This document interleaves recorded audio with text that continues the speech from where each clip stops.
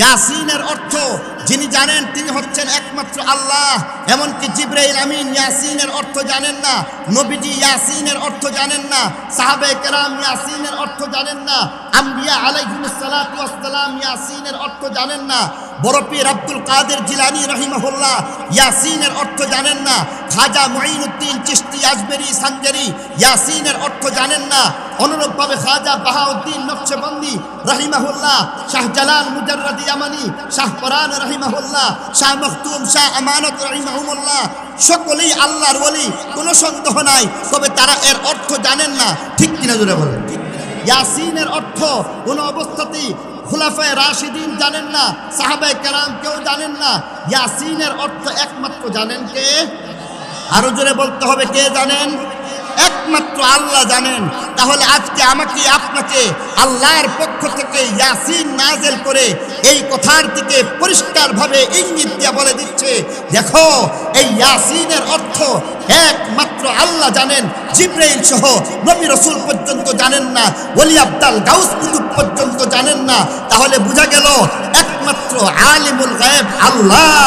আল্লাহ রাব্বুল আলামিনকে ছাড়া কোনো মখলুককে আলিমুল গায়ব বলা যাবে না, পীর সাহেবকে আলিমুল গায়ব বলা যাবে না, ওলি আব্দাল গাউস কুতুবকে আলিমুল গায়ব বলা যাবে না, সাহাবায়ে কেরামকে আলিমুল গায়ব বলা যাবে না, আম্বিয়া আলাইহিমুস সালামকে আলিমুল গায়ব বলা যাবে না।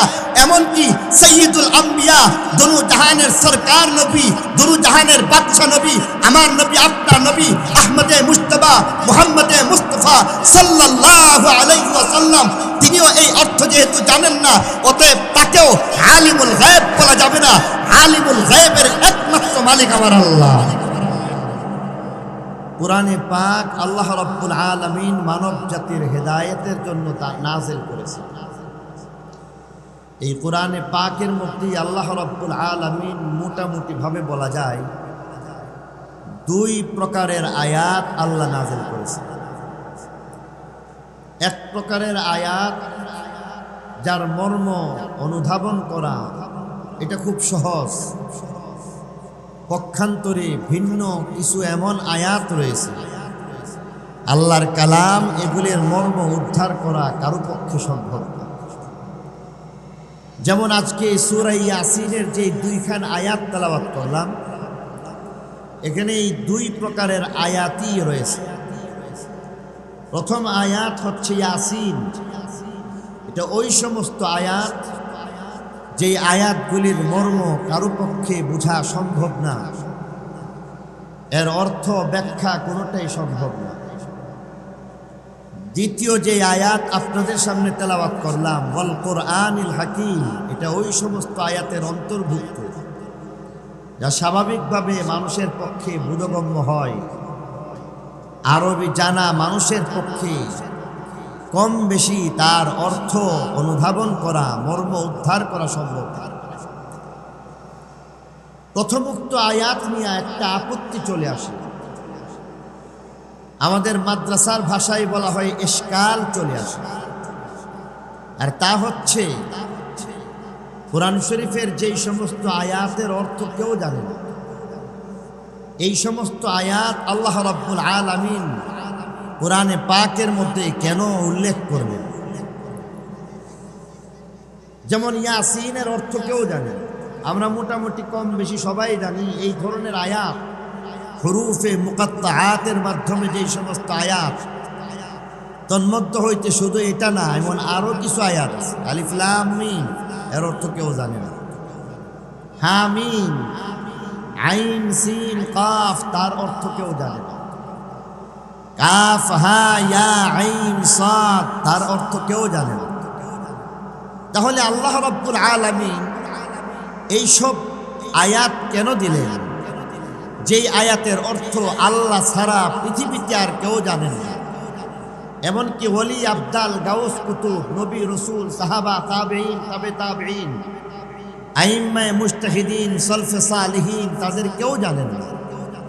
আর এই কারণেই প্রশ্ন যে তাহলে এটা কেন দেওয়া হইল? অথচ প্রবাদ একটা কথা আছে, ফি'লুল হাকিম লা ইয়াখলু আনিল হিকমাহ, আল্লাহর প্রত্যেকটা কথা হিকমত থেকে খালি না, অবশ্যই কোনো না কোনো একটা অবশ্যই হিকমত বা রহস্য রয়েছে, একটা কারণ রয়েছে, যেই কারণে আল্লাহ তাআলা কোনো কথা বলেন, কোনো কাজ করেন।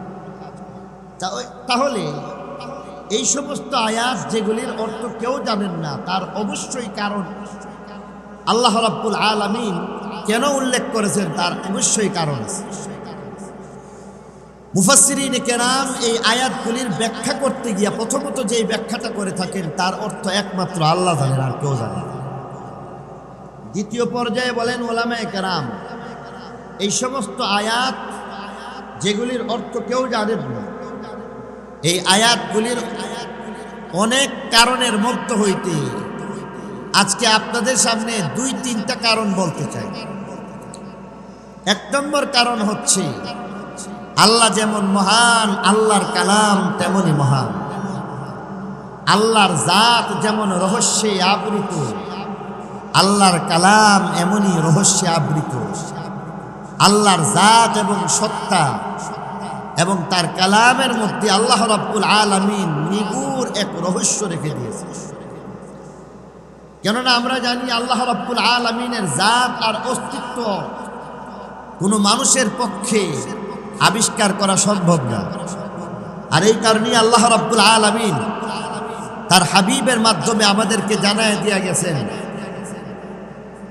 রব্বে কায়নাতের পক্ষ থেকে আল্লাহর নবীর নির্ঘোষ হচ্ছে, তাফাক্কারু ফি খালকিল্লাহ ওয়ালা তাফাক্কারু ফিল্লাহ। তোমরা আল্লাহর সত্তা নিয়ে গবেষণা করে কুল কিনারা করতে পারবে না বিধায় তোমরা আল্লাহর যেই সমস্ত মখলুক রয়েছে, আল্লাহর যেই সমস্ত কুদরত রয়েছে, নিদর্শনাবলী রয়েছে, তার দিকে মনোনিবেশ করো, আল্লাহকে চিনতে পারো। সেখানের মধ্যে এই বিষয়টা আমরা মোটামুটি কম বেশি পরিষ্কারই বুঝতে পারি। আল্লাহর জাত আবিষ্কার করা কারো পক্ষে সম্ভব না। আল্লাহর জাতকে আবিষ্কার করা যেমন সম্ভব না, ইয়াসিনের মতো এমন অনেক আয়াত কোরআনে পাকের মধ্যে আল্লাহ রাব্বুল আলামিন আমাদের জন্য দিয়া এই কথাই বুঝাইতে চান যে আল্লাহর কালামও রহস্যের চাদর দিয়ে ঢেকে রাখা হয়েছে। আল্লাহর কালাম আসলে তোমাদের কারো পক্ষে বোঝা সম্ভব না। আল্লাহ দেখেন, আল্লাহ কথা বলেন, আল্লাহ জানেন, আল্লাহ বিরাজমান, আল্লাহ সব কিছু কারনেওয়ালি জাত। আমরা জানি আল্লাহর হাত আছে, পা আছে, কিন্তু আল্লাহ রাব্বুল আলামিনের হাত কি ধরনের এটা কারো পক্ষে বলা সম্ভব না।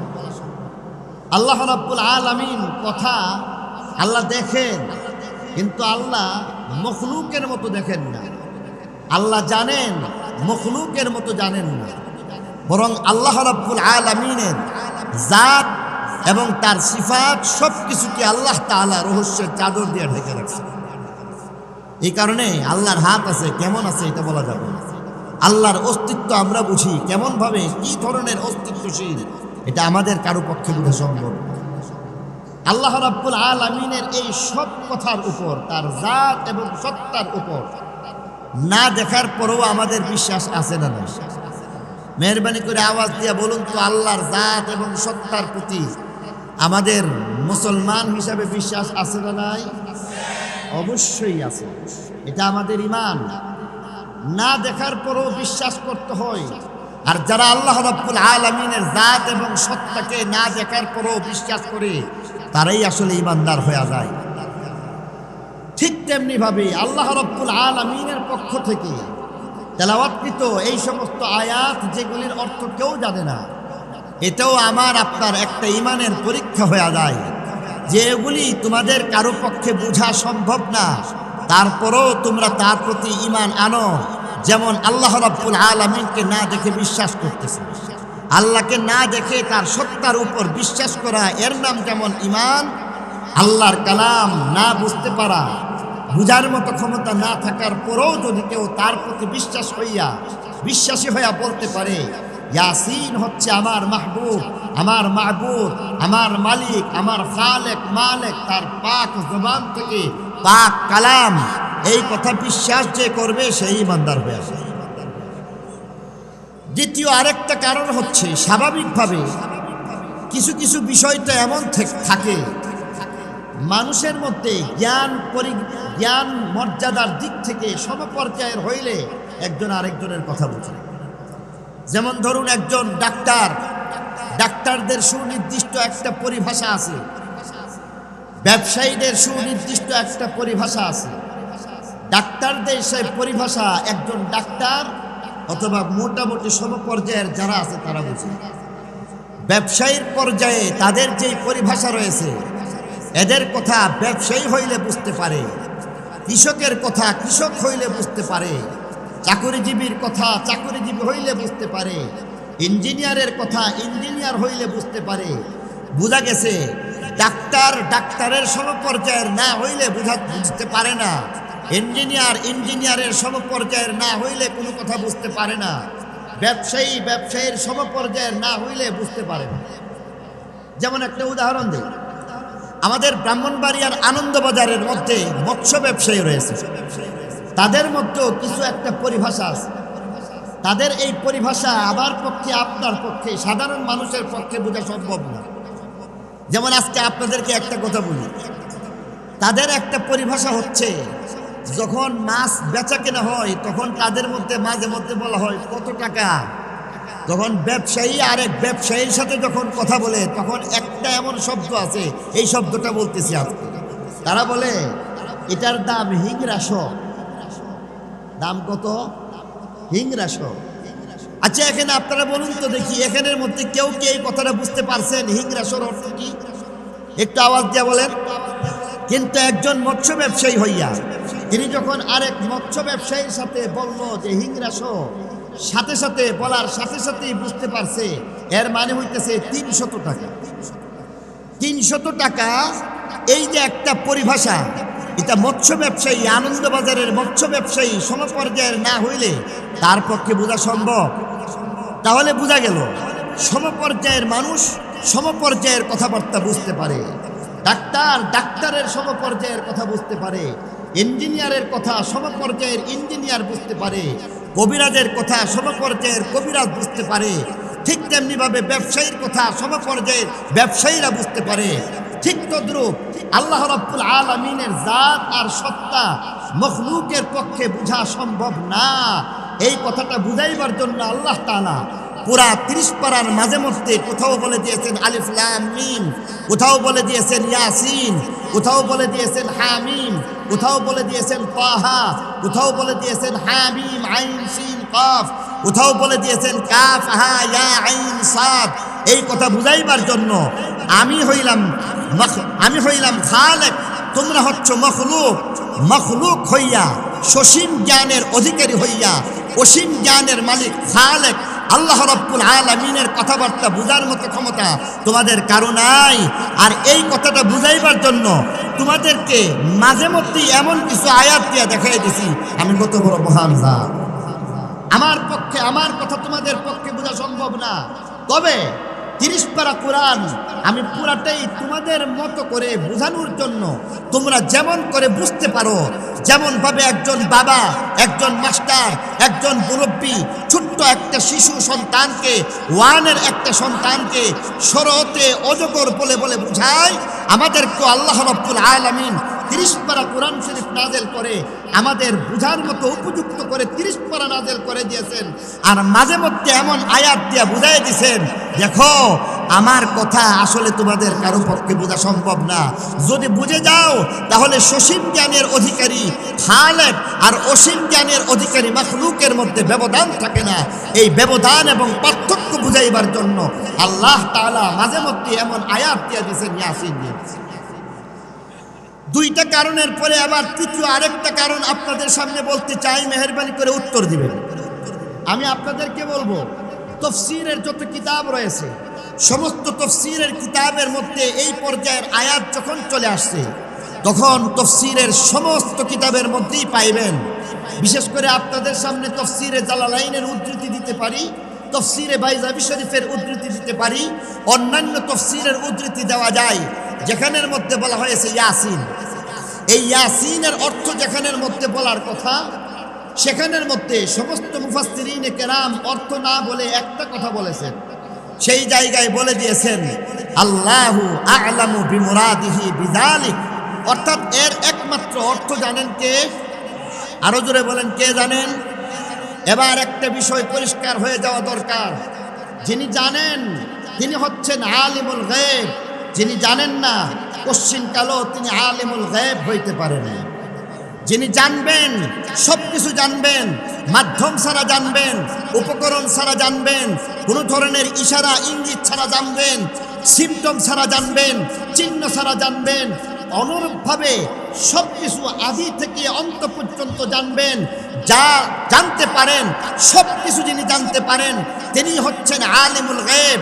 কোনো একটা জিনিস জানতে পারেন না, তিনি আলিমুল গায়ব না। তিনি উপকরণের মাধ্যমে জানলেও আলিমুল গায়ব না।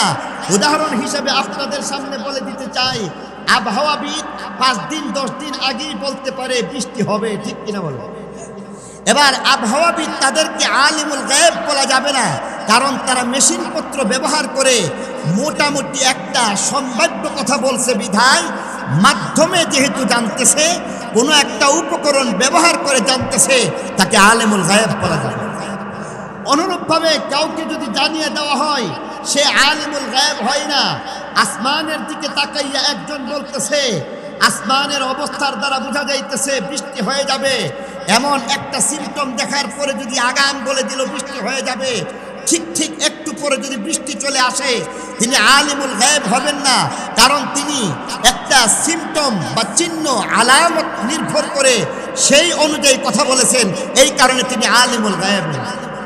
আদি থেকে অন্ত পর্যন্ত সব কিছুকে জানতে হবে, কোনো একটা কিছুকে যদি জানতে না পারেন তাহলে তিনি আলিমুল গায়ব হবেন না, বরং এই সব গুণাবলীর মালিক হয়ে যাইবেন তিনি, যিনি সব কিছু জানেন, রাতের আধারেও জানেন, জানাইলেও জানেন, না জানাইলেও জানেন, প্রকাশ্যে জানেন, গোপনে জানেন, গোপন করে দিয়া তার কাছ থেকে যদি লুকানোর চেষ্টা করা হয় তথাপি তিনি জানেন, রাতের অন্ধকারের মধ্যে জানেন, আমাবস্যার অন্ধকারের মধ্যে, কনকনে কঠিন কালো রাত্রির মধ্যে, কালো পাহাড়ের মধ্যে, কালো পাথরের নিচে কালো একটা পিপিলিকা, এমনকি সেই কালো পিপিলিকার ছোট্ট একটা বাচ্চা পিলপিল করে যখন হাঁটতেছিল, অনুবীক্ষণ যন্ত্রের মাধ্যমে যে পিপিলিকাকে আবিষ্কার করতে হয়, এমন কালো পিপিলিকা কালো পাথরের নিচ দিয়া কোন জায়গায় কখন কেমন করে এমনভাবে পা ফেলতেছে তাও তিনি জানবেন, তিনি হচ্ছেন আলিমুল গায়ব, ঠিক কিনা জোরে বলেন?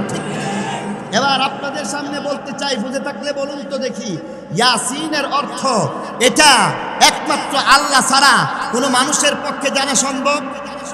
ইয়াসিনের অর্থ যিনি জানেন তিনি হচ্ছেন একমাত্র আল্লাহ।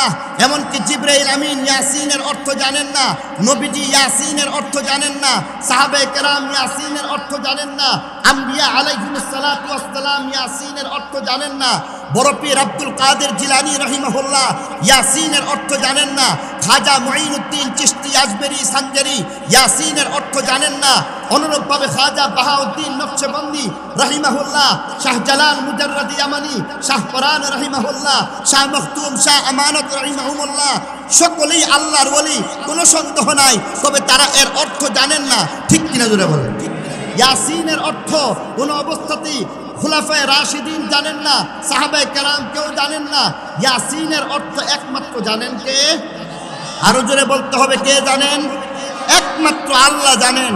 তাহলে আজকে আমাকে আপনাকে আল্লাহর পক্ষ থেকে ইয়াসিন নাযিল করে এই কথার দিকে পরিষ্কারভাবে ইঙ্গিত দিয়ে বলে দিচ্ছে, দেখো এই ইয়াসিনের অর্থ একমাত্র আল্লাহ জানেন, জিবরাইল সহ নবী রাসূল পর্যন্ত জানেন না, ওলি আব্দাল গাউস কুতুব পর্যন্ত জানেন না। তাহলে বোঝা গেল একমাত্র আলিমুল গায়ব আল্লাহ। আল্লাহ রাব্বুল আলামিনকে ছাড়া কোনো মখলুককে আলিমুল গায়ব বলা যাবে না, পীর সাহেবকে আলিমুল গায়ব বলা যাবে না, ওলি আব্দাল গাউস কুতুবকে আলিমুল গায়ব বলা যাবে না, সাহাবায়ে কেরামকে আলিমুল গায়ব বলা যাবে না, আম্বিয়া আলাইহিমুস সালামকে আলিমুল গায়ব বলা যাবে না। এমনকি সৈয়দুল আম্বিয়া, দুনু জাহানের সরকার নবী, দুনু জাহানের বাদশা নবী, আমার নবী, আপনার নবী আহমদে মুজতবা মুহাম্মদে মুস্তাফা সাল্লাল্লাহু আলাইহি ওয়াসাল্লাম, তিনিও এই অর্থ যেহেতু জানেন না, অতএব তাকেও আলিমুল গায়ব বলা যাবে না। আলিমুল গায়বের একমাত্র মালিক আমার আল্লাহ।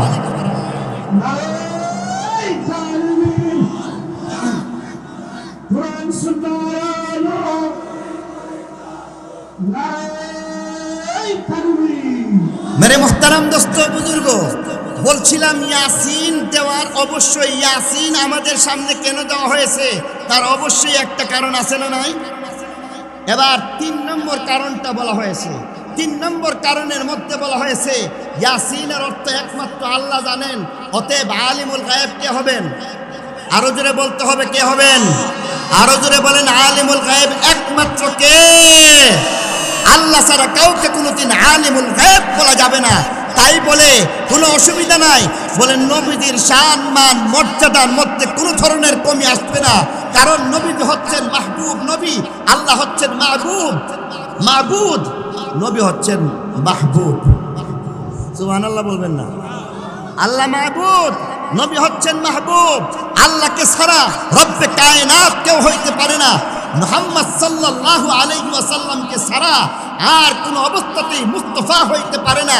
আল্লাহ হইতেছেন রব্বুল আলামিন, মাহবুব নবী হইতেছে রাহমাতুল লিল আলামিন।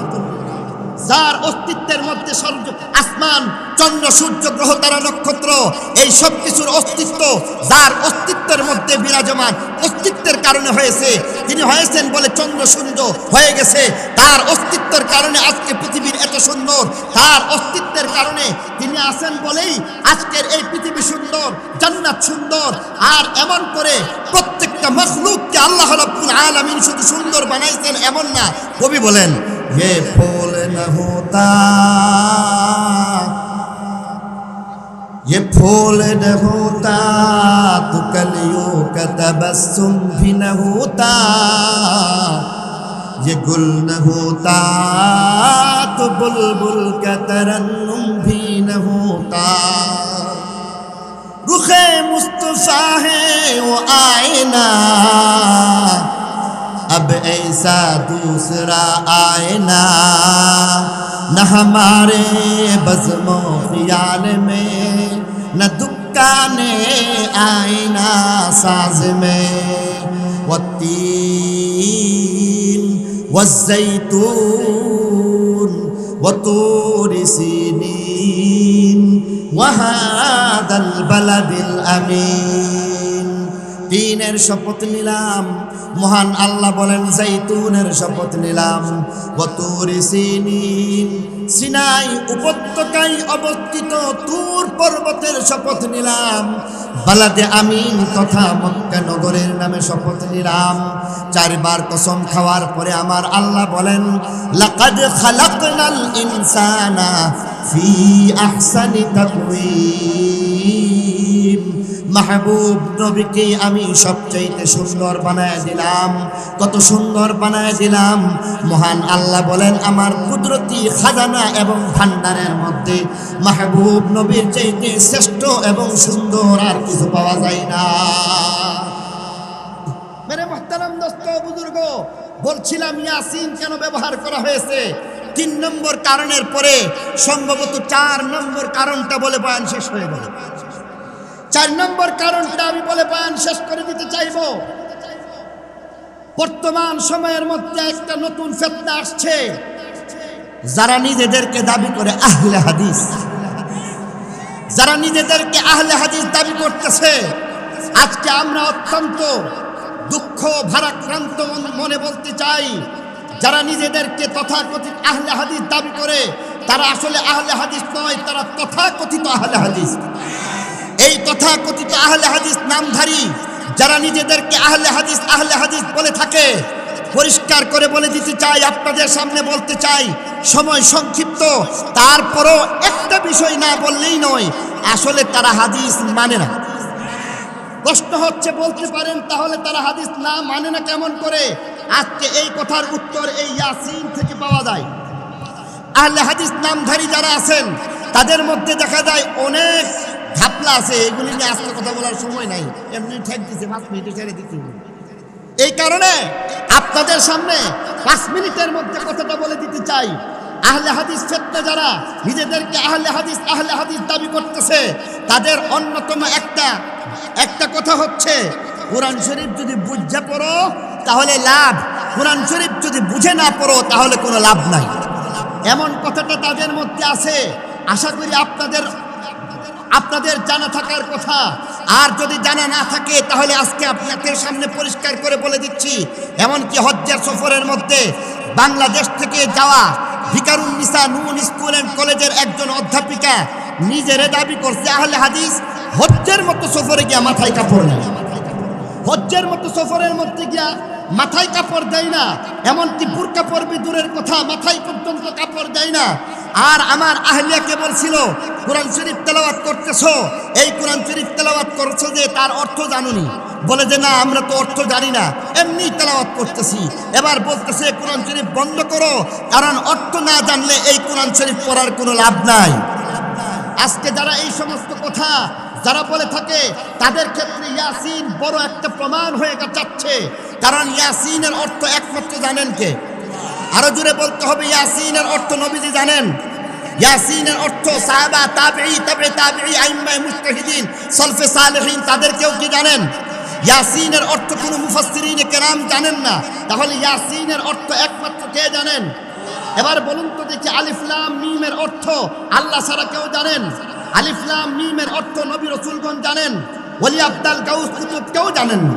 এবার তিরমিজি শরীফ থেকে আপনাদের সামনে একখান হাদিস পড়লাম, সেই হাদিসের আলোকে আপনাদেরকে অর্থ বলে দিচ্ছি এবং আপনাদের ইনসাফের কাছে বিচার প্রার্থনা করব। তিরমিজি শরীফের হাদিস বলা হয়েছে আব্দুল্লাহ ইবনে মাসউদ রাদিয়াল্লাহু আনহু থেকে বর্ণিত রওয়ায়াত, যেখানে আল্লাহ নবী ফরমান, মান ক্বারা হারফাম মিন কিতাবিল্লাহ, যেই ব্যক্তি আল্লাহর কালামের একটা অক্ষর পড়বে, ফালাহু বিহি হাসানাহ, সে একটা অক্ষরের বিনিময়ে বিরাট একটা প্রতিদান পায়, বিরাট একটা সওয়াবের ব্যবস্থা আছে। ওয়াল হাসানাতু বিআশরি আমসালিহা, পক্ষান্তরে এই প্রতিদান যা বিরাট একটা প্রতিদান বলা হয়েছে, সেই প্রতিদান একটার জায়গায় আল্লাহ একটা দিবেন না, বরং কমপক্ষে একের জায়গায় 10টা দিবেন। বুঝে থাকলে বলুন তো দেখি, হাদিস শরীফ তিরমিজি শরীফের হাদিসের মধ্যে আল্লাহ নবী বললেন একটা অক্ষরে, প্রথমে বলছেন বড় প্রতিদান, পরে বলছেন এই প্রতিদান 10 গুণ বেশি হয়। তাহলে এক অক্ষরে 10টা নেকি পাওয়া যায়, ঠিক কিনা জোরে বলেন? বানানো কথা নাকি নবীদের হাদিস?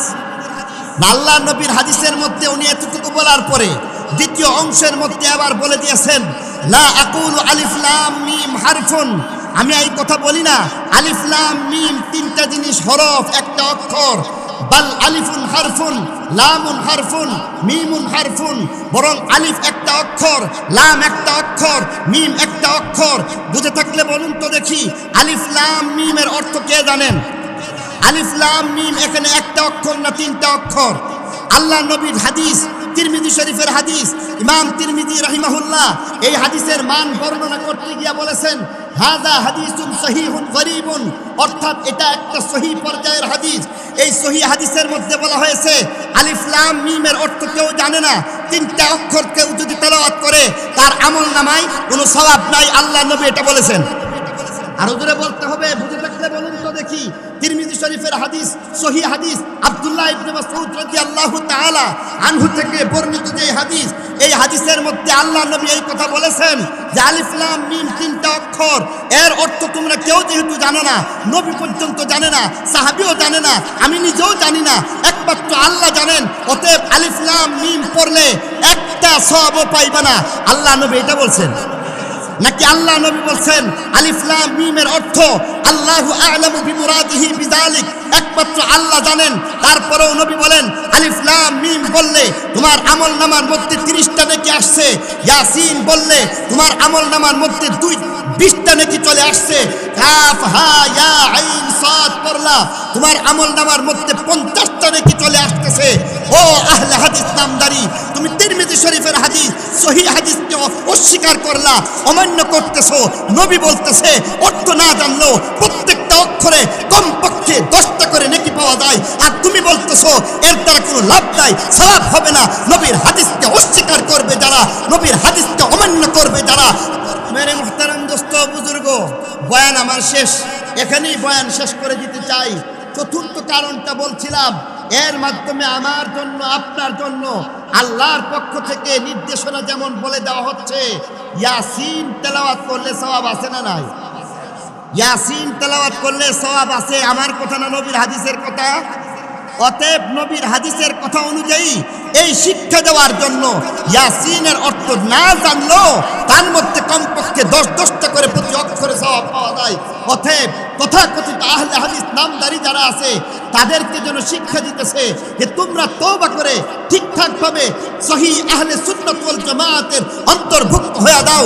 আর আমাদেরকে সতর্ক করে দিতেছে সাবধান সাবধান, হাদিসের নাম দিয়া দিয়া দোহাই দিয়া এমনভাবে যারা হাদিসকে অস্বীকার করবে এমন লামাযহাবী ফিতনা থেকে তোমরা সতর্ক হয়ে দাও। আল্লাহ রাব্বুল আলামিন আমাকে আপনাকে সব কয়টা বুঝাবা না আমলের তৌফিক দান করুক, সবাই বলে আমিন। সুবহানা রাব্বিকা রাব্বিল ইজ্জাতি আম্মা ইয়াসিফুন ওয়া সালামুন আলাল মুরসালিন ওয়ালহামদুলিল্লাহি রাব্বিল আলামিন। আসসালামু আলাইকুম ওয়া রাহমাতুল্লাহি ওয়া বারাকাতুহু।